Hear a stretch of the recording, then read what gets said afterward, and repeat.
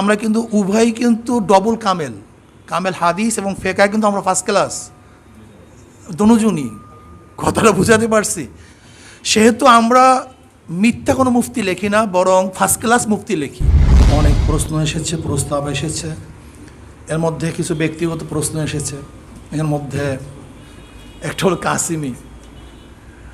আসলে মূল ব্যাপারটা হলো আমরা কিন্তু আলিয়া কওমিয়া উভয়তে পড়াশোনা করেছি, যেহেতু আমাদের চরমনাইতে দুইটা মাদ্রাসা অবস্থিত। হাটহাজারীতেও পড়েছি আমরা যাত্রাবাড়িতে। দেওবন্দে যখন আমি গেলাম, আমার ভিসার জটিলতার কারণে গিয়ে দেখি দাখিলা পরীক্ষা শেষ।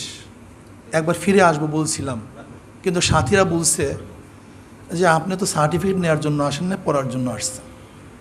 এর জন্য আমি 1 বছরে 1 ঘন্টাও সাইদ আহমদ পালনপুরি দামাত বরকাতুমের 1 ঘন্টাও আমি মিস করিনি।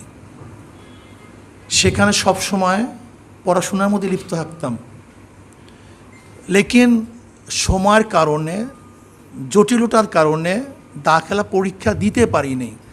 এর জন্য আমি কোনোদিন কাসিমে লেখিও নেই। কেউ হয়তো বা কাসিমে বলে, যারা সাথী ছিল তারা, আমি উৎসাহিতও করি নাই, নিষেধও করি নাই।